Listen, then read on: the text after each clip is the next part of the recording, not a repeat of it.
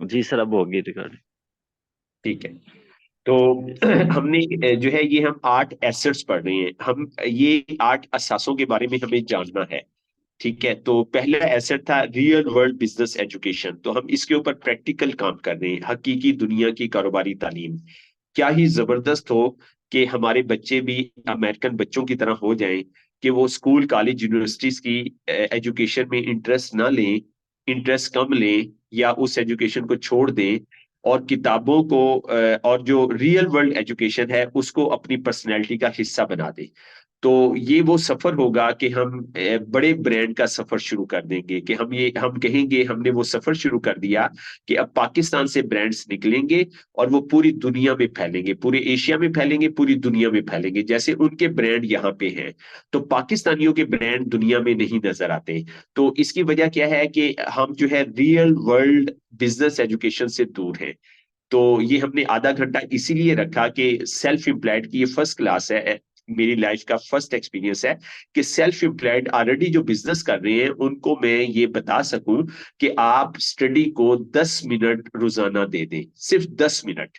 10 minute आप real world business education पढ़ें। हम आपको रिकमेंड कर देंगे बुक्स, मार्केट की बुक्स रिकमेंड कर देंगे, वो बुक्स जो आपको अपने कारोबार में आगे बढ़ाने में आपकी सपोर्ट करेंगे। तो हम कई दफा डिस्कस कर चुके हैं, मैं रिपीट कर रहा हूं कि बिजनेस पे मेहनत करना एक अलग अलग चीज है, अपनी जात पे मेहनत करना ये अलग चीज है। तो हमने दोनों पे मेहनत करनी है। तो हमारे सेल्फ एम्प्लॉयड का माइंडसेट ये होता है कि हम सिर्फ बिजनेस पे मेहनत करेंगे, हमारा ब्रांड बड़ा हो जाएगा, अपने ऊपर मेहनत नहीं करते। तो हमारी सिस्टर जिनसे मैंने बात की, जो माशाल्लाह वेलनेस सर्विसेज दे रही हैं, उनकी जो सर्विसेज है वो इसके ऊपर है कि आप अपने ऊपर मेहनत करें।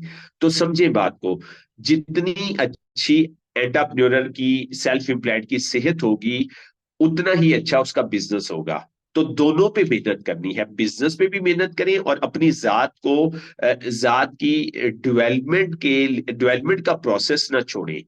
ठीक है, अपनी जात की डेवलपमेंट का प्रोसेस जो है वो चलाते रहे। और ये बात समझ लें, इस बात को अपने पल्ले बांध लें, आपका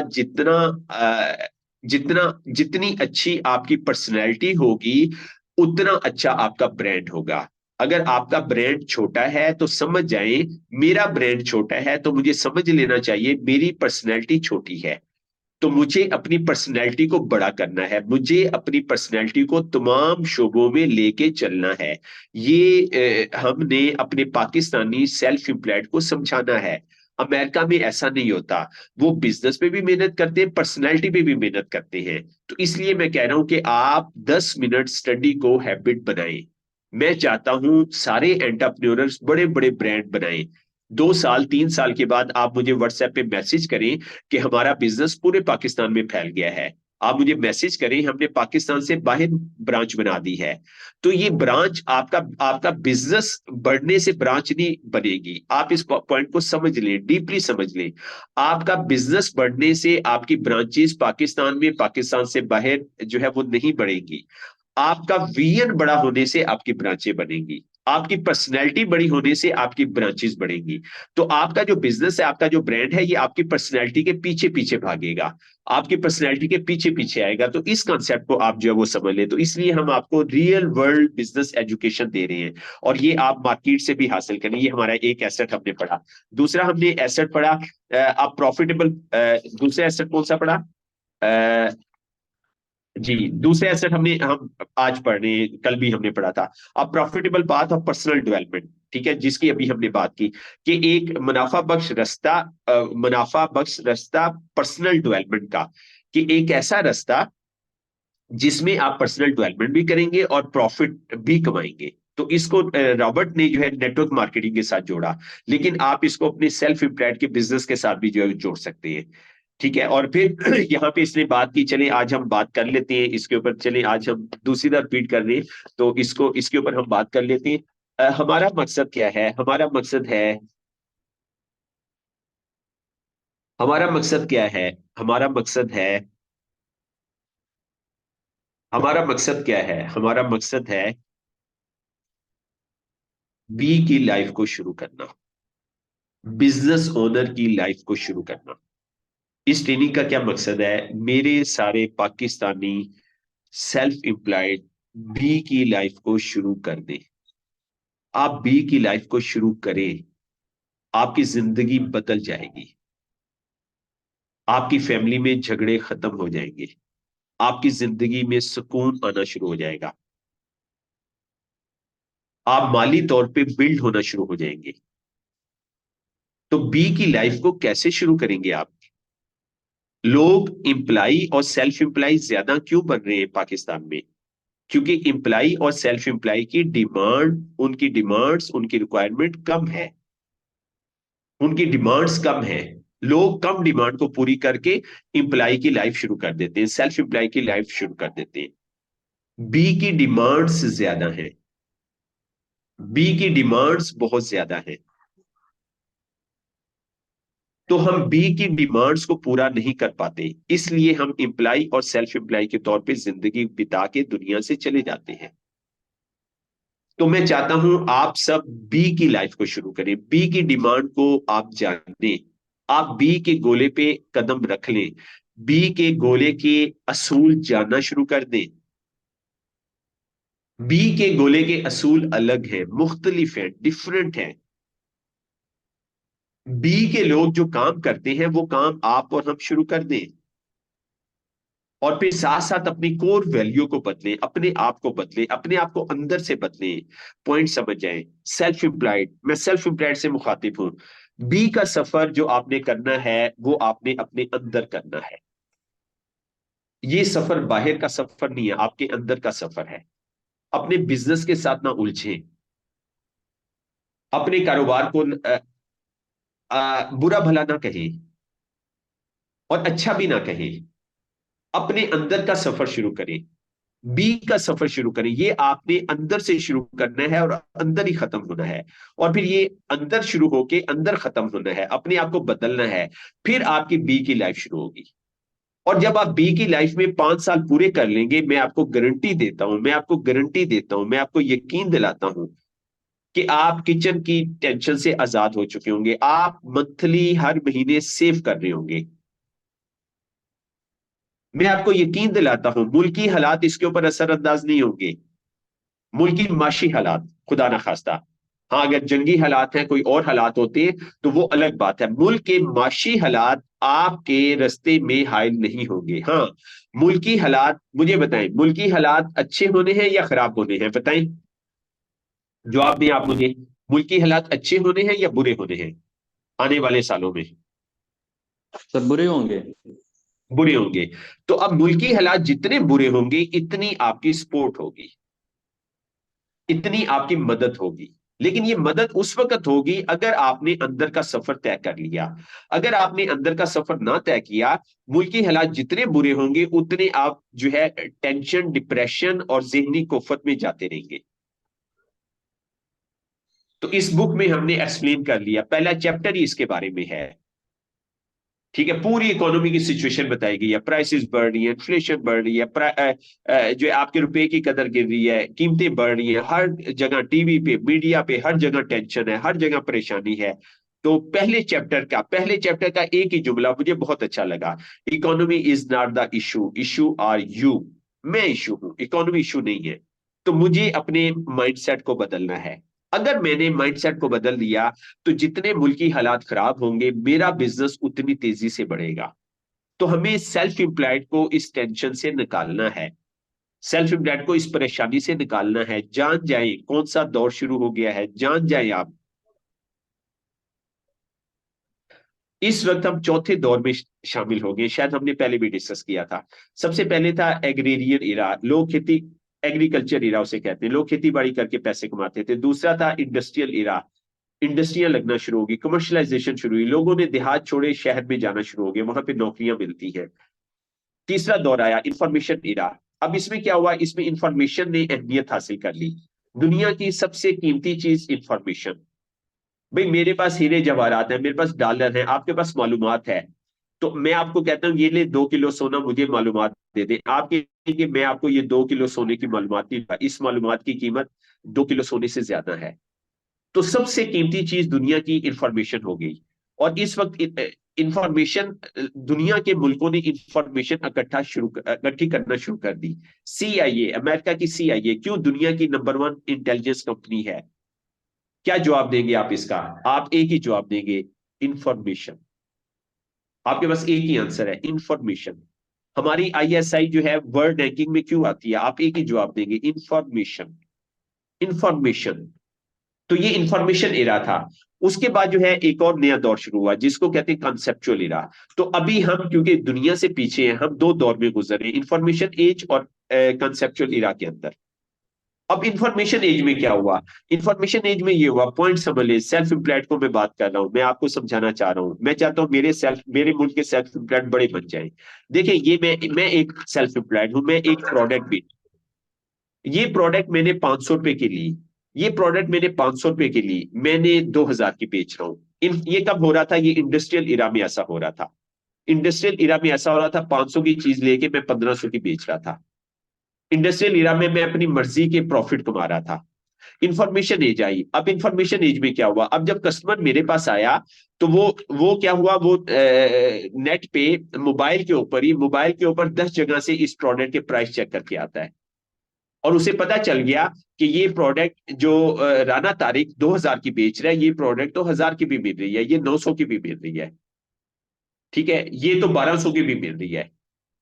ठीक है, तो अब कस्टमर मेरे पास आया, मैंने उसे कहा मैं 2000 की दूंगा। वो कहेगा भाईजान आप प्राइस ज्यादा दे रहे हैं, ये फलां जगह पे इतने की मिल रही है, फलां बाजार से इतने की मिल रही है, फलां क्यों? क्या हुआ? इंफॉर्मेशन ने क्लिक पे इंफॉर्मेशन दे दी।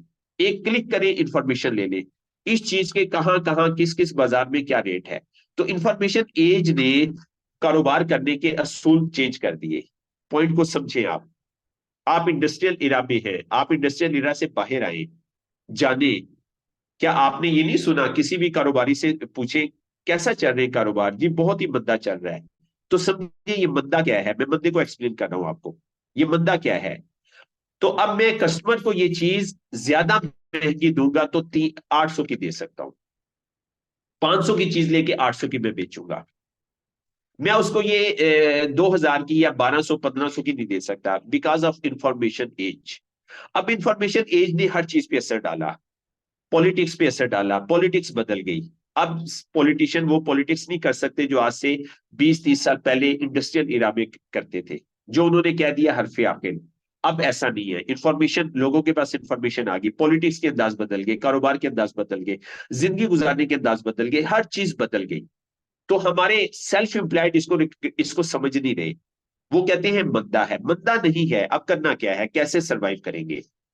अब इंफॉर्मेशन एज और कंसेप्चुअल इरा की तरफ मैं बात में आता हूँ। इंफॉर्मेशन एज में बहुत सारे बिजनेस क्लोज हो रहे हैं। आपने देखा होगा, आपके दाएं बाएं बहुत सारे बिजनेस क्लोज हो रहे हैं, वो बंद हो रहे हैं। जी, कारोबार करने का तो पाकिस्तान में कारोबार करने का तो जो है वो हालात ही नहीं रहे। और आप देखें, बहुत कम बिजनेस नए भी ओपन हो रहे हैं। ये क्या है? तो फिर तो नए बिजनेस ओपन नहीं होने चाहिए।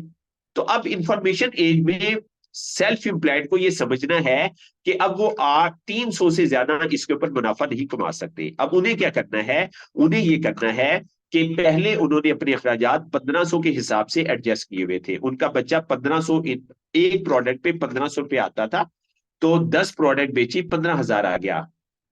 ठीक है, 100 प्रोडक्ट बेची 1,50,000 आ गया। अब उन्होंने 1,50,000 से के हिसाब से घर सेट किया हुआ था, बच्चों की फीसें, खाने का स्टैंडर्ड, सब कुछ उसके मुताबिक सेटिंग की हुई थी। अब उन्हें क्या करना होगा? उन्हें अपने आप को नीचे लाना होगा, उन्हें 300 के हिसाब से सेटिंग करनी होगी। फिर वो इंफॉर्मेशन एज में जिंदा रहेंगे। नहीं तो इंफॉर्मेशन एज उनको, उनकी दुकान को जो है उठा के बंद कर देगी, साइड पे, उनको उठा के साइड पे कर दिया जाएगा, उनके बिजनेस क्लोज हो जाएंगे। मैं आपको यहां तक समझा सका हूं?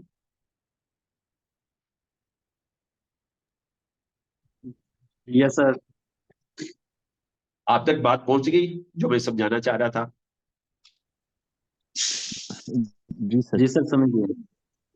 अच्छा, अब हम चलते हैं कंसेप्चुअल इरा में। कंसेप्चुअल इरा में क्या हुआ?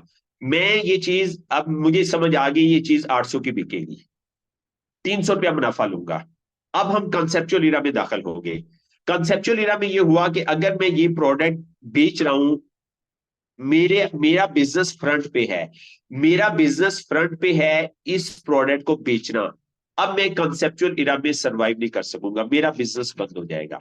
अब मुझे इस प्रोडक्ट को रैप करना होगा, मुझे इसकी रैपिंग करनी होगी, मुझे इसको इसको ना रैप करना होगा, मुझे इसे छुपाना होगा, मुझे इसे कॉन्सेप्ट में परोना होगा, मुझे इसे कॉन्सेप्ट के अंदर बंद करना होगा।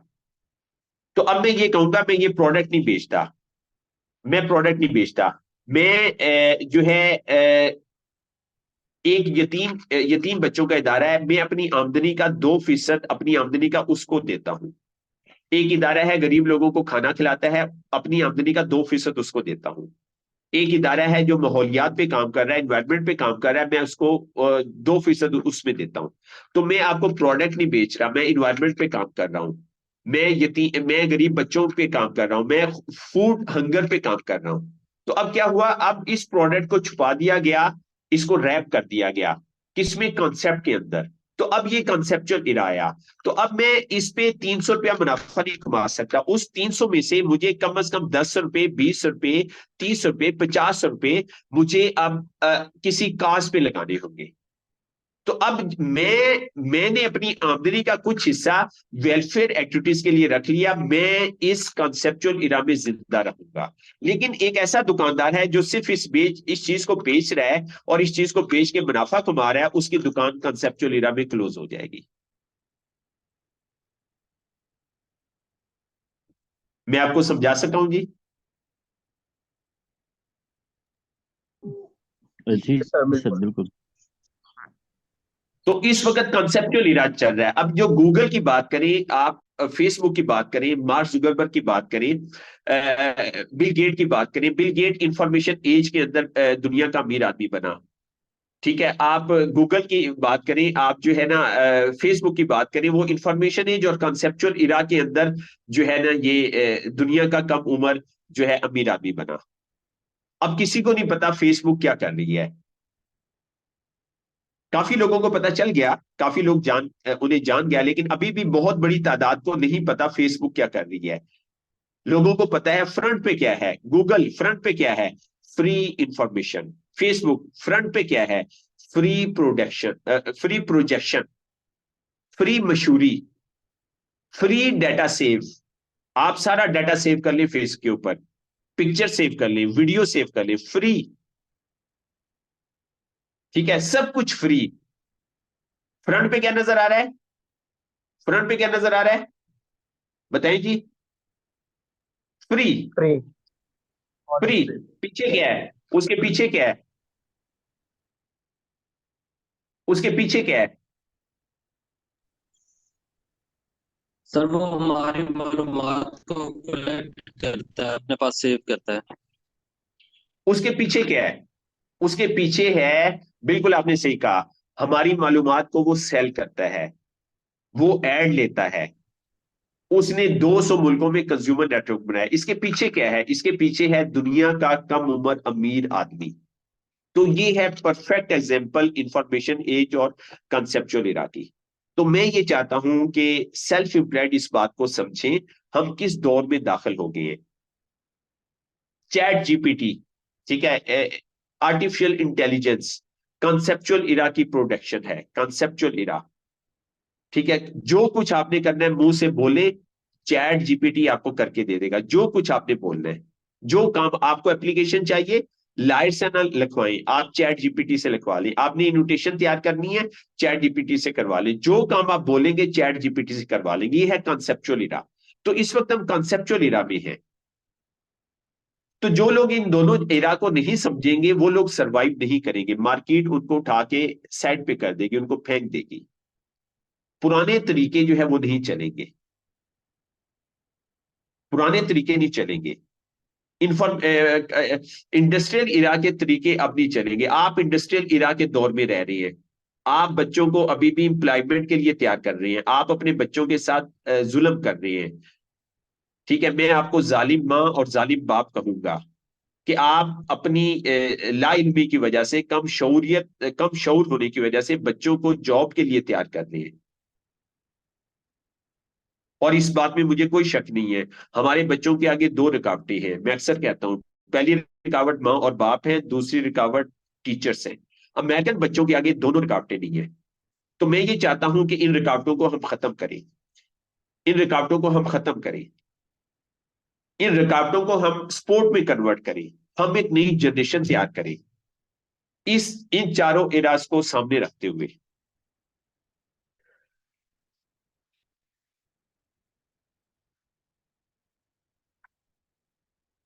तो फिर इसने, चले कल हम इस पे नहीं बात कर सके थे, तो वो चैप्टर की थोड़ी सी बात कर लेते। तो उसने कहा कि मैं वियतनाम गया, मैंने पायलट की ट्रेनिंग ली। तो पायलट का मैं ट्रेन हो गया, पायलट के लिए ट्रेन हो गया। तो जब मैं पायलट के लिए ट्रेन हो गया, तो मैं फ्लाई कर रहा था मेंटली, इमोशनली और फिजिकली। ठीक है, ये तीन शोबे हैं, मेंटली, इमोशनली, फिजिकली। मैं फिट हो गया था। लेकिन इसको कहते हैं फ्लाइंग मैकेनिकली, कि मैं मैकेनिकली सही फ्लाई कर रहा था, सारे पैरामीटर सब कुछ पूरे थे, मैं एक प्रोफेशनल पायलट था। लेकिन अब इसमें चौथी चीज मिस है, वो क्या है? वो है स्पिरिचुअलिज्म, स्पिरिचुअलिटी। तो वो कहता है कि फिर मुझे 1 साल ट्रेनिंग में डाला गया।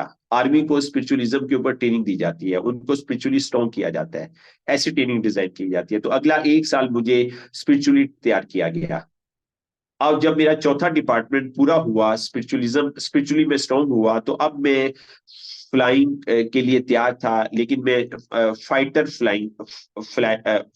पायलट बन गया आम पायलट से। जब स्पिरिचुअलिज्म ऐड हुआ, तो उसमें मैं जो है, अब मैं जो है जंग का जो है पायलट बन गया। तो स्पिरिचुअली जब वो स्ट्रांग हुआ, तो उसमें क्या हुआ कि उसके जो फियर्स थे, वो ट्रेनिंग के दौरान उसने कहा कि मुझे खुद महसूस हुआ कि मैं चेंज हो गया हूं, मैं अंदर से तब्दील हो गया हूं। तो अब क्या हुआ? अब मैंने अपने खौफ के ऊपर काबू पा लिया। अब मैं जहाज के अंदर, जंगी जहाज के अंदर बैठा हुआ कंफर्टेबल फील करता था। अब वो कहते हैं, मैं ऐसा नहीं कह रहा कि मेरे अंदर खौफ नहीं था, मेरे अंदर खौफ था। हर इंसान में खौफ होता है, मरने का खौफ, ठीक है ना, जख्मी होने का खौफ। लेकिन मेरी जो स्पिरिचुअल पावर थी, मेरा जो अंदर था, उसने खौफ के ऊपर काबू पा लिया। तो अब मेरे अंदर 4 फीचर्स थे, 4 फीचर्स थे। मैं मेंटली फिट था, इमोशनली फिट था, फिजिकली फिट था, स्पिरिचुअली फिट था। तो ये 4 शोबों वाले हम लोग तैयार करें अपने घरों के अंदर। हमारे बच्चे मेंटली फिट हो, इमोशनली फिट हो, फिजिकली फिट हो, स्पिरिचुअली फिट हो। अभी इमरान को लोगों ने वोट ज्यादा दिए हैं, ठीक है। हाँ, नवाज शरीफ जरदारी ने भी वोट लिए हैं। उनका जो फाइनेंशियल डिपार्टमेंट है, उनके फाइनेंशियल डिपार्टमेंट की वजह से उनको वोट मिले। उनका फाइनेंशियल डिपार्टमेंट इमरान खान से ज्यादा स्ट्रांग है, और इमरान खान फाइनेंशियल डिपार्टमेंट में फेल है, ठीक है, फाइनेंशियल के अंदर। तो बहरहाल अभी हम 4 पैरामीटर कह रहे हैं, मेंटल, इमोशन, फिजिकल और स्पिरिचुअल। तो ये चार चार जो है पर्सनैलिटी के ट्रेट्स हैं, ये 4 फीचर्स हैं। हम बच्चों के इन 4 फीचर्स के ऊपर काम शुरू कर दें अपने घरों के अंदर। तो मैं चाहता हूं कि सेल्फ एम्प्लॉयड, देखिए आप सेल्फ एम्प्लॉयड हैं, मैं भी सेल्फ एम्प्लॉयड हूं, बिजनेस ओनर की लाइफ मैंने स्टार्ट की है। मेरे अंदर भी बहुत सारी चीजें एम्प्लॉय और सेल्फ एम्प्लॉय वाली है। तो हम हमारी परवरिश एम्प्लॉय इन्वायरमेंट में हुई।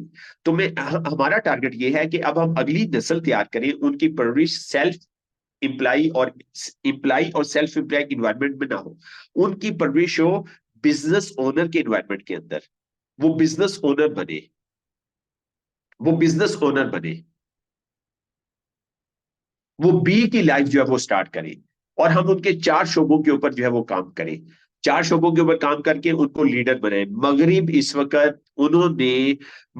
ने इस वक्त मिलियंस ऑफ पीपल इन 4 शोबों के तैयार कर दिए हैं। आप आंखें खोलने की कोशिश तो करें, आप अपनी शौर की आंख खोलने की कोशिश तो करें। क्यों हुआ ये? पिछले 6 माह में 1 मिलियन से ज्यादा पाकिस्तानी इंटेलिजेंट लोग, हाई आईक्यू वाले लोग पाकिस्तान को छोड़ के बाहर चले गए। तो ये चोरी हो रही है यार। क्यों हमारे मुल्क छोड़ के चले गए? क्योंकि मगरिब ने एक नेशन तैयार की है, और ये नेशन 4 शोबों में स्ट्रांग है। ये नेशन एम्प्लॉयमेंट जनरेट कर रही है, और हमारे माँ बाप इंप्लाई तैयार कर रहे हैं। इन इंप्लाई को पाकिस्तान में नौकरियां नहीं मिल सकती, क्योंकि यहाँ पे माँ बाप जो है इंप्लायर तैयार ही नहीं कर रहे। हाँ, अगर माँ बाप ने एम्प्लॉयर तैयार करना शुरू कर दिए, अगले 10 से 15 साल के अंदर यहाँ पे नौकरियां जनरेट होना शुरू हो जाएंगी। फिर हमारे लोगों को बाहर नहीं जाना पड़ेगा, फिर बाहर से लोगों को भी हम इधर बुला सकते हैं। तो मगरिब इसके ऊपर काम कर रहा है। तो हमारे मुल्क की चोरी हो रही है, और जो जा रहा है उसे भी नहीं पता है मैं चोरी का माल हूं, उसे भी नहीं पता, वो सेटिस्फाई है। ये सब लोग बाहर जाके उनको कमा के देंगे, इनको पीनट मिलेगा, इनको मूंगफली का दाना मिलेगा, उस पे ये खुश हो जाएंगे।